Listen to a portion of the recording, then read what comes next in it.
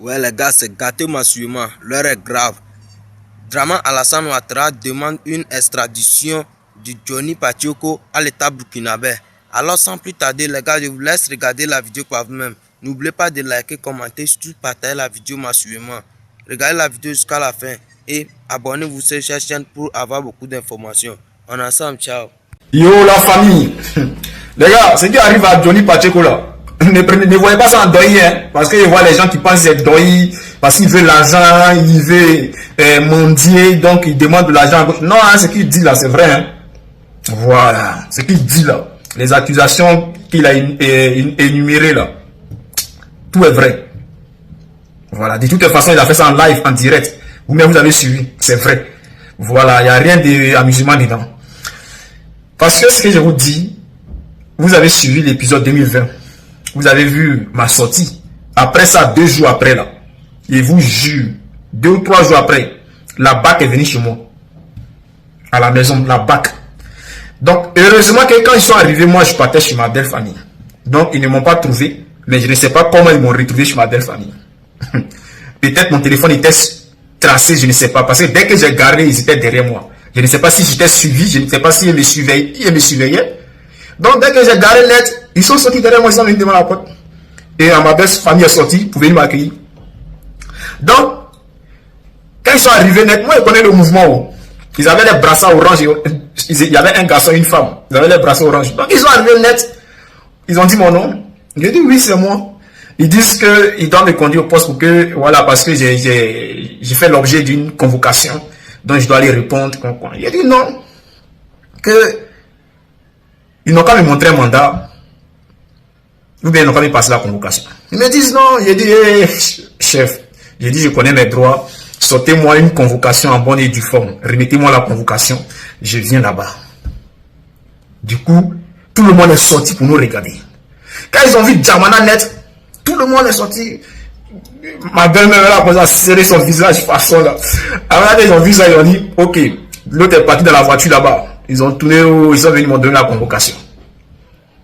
J'ai dit à Badra. Et quand on était week-end, on était week-end en plus. Et quoi, c'était un dimanche ou un samedi comme ça. Et oui, non, c'était un samedi. Donc, lundi, je suis parti. Je suis arrivé, je suis pauvre. Dieu sait faire les choses. Moi, je savais que cette histoire-là, c'était à cause de Ouattara. Je n'ai jamais parlé de cette histoire, hein, sauf à un ami. À un ami seulement que j'ai expliqué cette histoire. Je crois même que c'était 2 ans après, ou 3 ans après que je l'ai expliqué cette histoire. Donc, quand je suis arrivé, je suis pauvre. Dieu sait faire les choses. Il y a un gommon qui était pauvre à côté. Et on est dans un petit village où tout le monde se connaît. Donc, je savais que c'était le moment de Ouattara, mais ces gars-là, la BAC là, il y avait déjà eu 10 fois eux en vain. J'avais déjà eu 10 fois eux en vain. Pour une histoire d'interception où quelqu'un n'a pas respecté la priorité, et puis c'est sur moi, il venait s'acharner. Donc j'ai pété un câble ce jour-là. Oh, on se connaît tous, on se connaît. Et même là, au lieu aussi de voir, on se connaît dans le village là.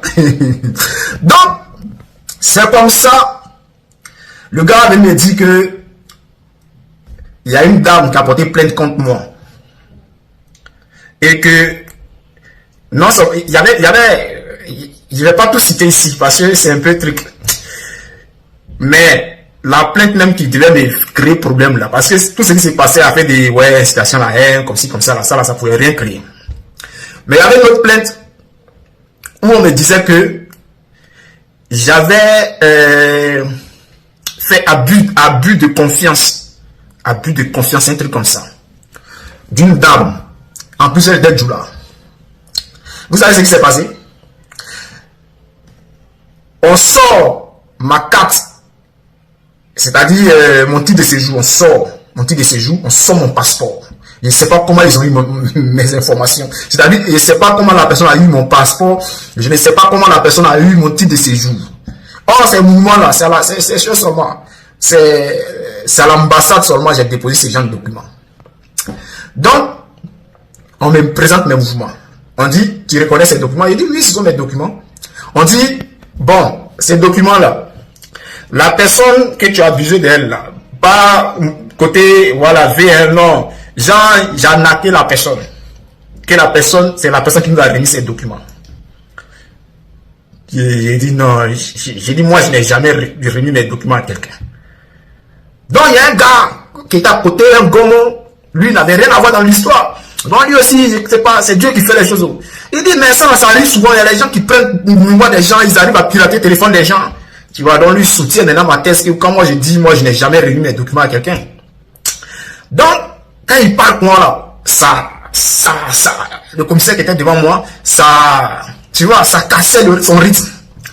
Il dit, mais, de toute façon, la dame dit que, je crois que c'était, je me souviens plutôt de la somme, mais ça devait être entre 1500, 2000 euros, un truc comme ça. Que, toi, elle vend habits. Elle devait t'envoyer des habits que toi tu devais payer. Maintenant, toi tu envoyais tes documents en tant que garantie. Et elle a t'envoyé 2000 euros. Et du coup, tu es parti, tu l'as bloqué, les trucs comme ça, on t'a plus vu, les trucs comme ça. Donc la personne a porté plainte. Il a commencé à rigoler. Il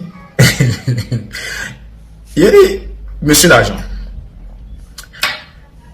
ce que vous êtes en train de dire là, est-ce que vous-même vous comprenez? Vous dites que la dame vend des habits et que moi je devais payer des habits avec elle. Et que au lieu de m'envoyer les habits, elle m'envoyait de l'argent. Est-ce que vous-même là, vous pouvez accepter ça? Est-ce que ça rentre? Donc lui qui est à côté maintenant, lui aussi valide ça. Il dit, ah ouais, cette histoire est vraiment bizarre. Tu vois, donc lui aussi il commence. Donc lui qui est devant moi maintenant là, il ne sait pas quoi dire. Il dit de toute façon, on va vérifier. Il dit, ok. Il insiste pour dire, non mais ce sont tes documents qui sont là. Comment tes documents sont arrivés là-bas? Il dit, moi je ne lui ai jamais donné mes documents. Je ne la connais même pas. Il dit, bon, ce qu'on va faire, c'est très simple. Appelez la dame. Et j'ai sorti mon téléphone. La période de Covid de 2019 là, on a dû travailler. En ce moment, ils avaient tout fermé. 2020 là. 2020, début 2020, ils avaient tout fermé. Donc c'est nous là. C'est-à-dire les personnes qui pouvaient sortir pour aller travailler, faisaient des documents pour dire voilà, on nous donnait des autorisations. Donc on pouvait nous compter. Dans cette période, on a fait c'est-à-dire par semaine, tu pouvais faire 1000 euros. Donc je sors maintenant mes fiches de paye. Il sort sur mon téléphone et il dit regardez, ce que je gagne. Ce que je gagne par mois, par semaine. Moi, je suis une personne respectable, responsable. Pourquoi je vais aller voler 1500 euros? Comment dit, venez savoir. Il dit, ok, ce qu'on va faire, appeler la dame, elle n'a qu'à venir ici. Devant vous, je vais lui remettre l'argent qu'elle dit que j'ai pris avec elle. Parce que du côté de ça là, quand tu dis tu vas rembourser là, c'est fini. J'ai dit, je prends l'engagement de rembourser son argent. Elle n'a qu'à venir. Il dit, Gomola dit, il me prend, il m'envoie en bas. Vous voyez qu'on envoie au poteau là. On m'envoie au poteau, photo, plaque, je prends la doise. Cette période là, je ne peux jamais oublier ça. En bas au sous-sol, on prend ma taille, mon nom, mes empreintes. Il dit, mais tout ça, ça sert à quoi? Le gars dit, c'est la procédure. J'ai dit, non, ça, c'est pas la procédure normale. Il dit, non, en tout cas, celui qui me prend les photos, il dit, ça, ce n'est pas la procédure normale. Il me dit, non, c'est la procédure. Il dit, ok. Il dit, va dire à ton collègue, là. Quand tu as fini de me prendre tes photos, là, va dire à ton collègue que moi, là, je vais appeler mon avocat. Où j'étais là. Même moi, un avocat, je n'ai pas. Je n'ai personne. Je n'ai pas d'avocat. J'ai personne. Il dit, monsieur, dis à ton collègue que je vais appeler mon avocat. Il va venir là et puis on va voir ce qu'on peut faire. Donc, il va finir, il va monter, il va durer là au moins 5 minutes. Ah, ici en bas, il fait quoi ici? Jusqu'à ce que il descend, il me fait monter. On me fait asseoir, il dit, ah, c'est ça, moi, il y a prendre un avocat là, on va essayer de parler de cette histoire. Ok? Il me dit, non, là, je peux appeler l'avocat, mais ce qu'on va faire, on va me donner un autre rendez-vous. Ils vont appeler la dame là, elle va venir, elle va, je sais pas, elle va envoyer quoi, pour je sais pas quoi là, pour faire une confrontation, des trucs comme ça. Il dit, moi, c'est ce que j'ai demandé. Jusqu'à ce qu'on me laisse partir. Quand je suis parti, ça me faisait tellement rigoler, il savait qu'il était derrière. Le lendemain, je n'ai pas fait de vidéo. Et après, le jour qui a suivi, Je suis allé dans une autre ville là, je suis allé voir un avocat pour lui expliquer le problème. Je lui ai dit, ah, voilà, voici mes activités, j'ai fait de la politique, voici. Et cette dame, je ne la connais ni là-dedans ni derrière. Vous avez commencé à expliquer mon problème. Il m'a dit, non, ça c'est un petit problème, que ça c'est des choses qui arrivent, ne t'inquiète pas. Je vous jure, hein, l'avocat a dit qu'on allait faire le dossier, recevoir le dossier, je sais pas quoi là. Je suis rentré chez moi. Je vous jure, jusqu'à aujourd'hui là, je n'ai plus entendu parler de la police. La BAC là. Je n'ai plus entendu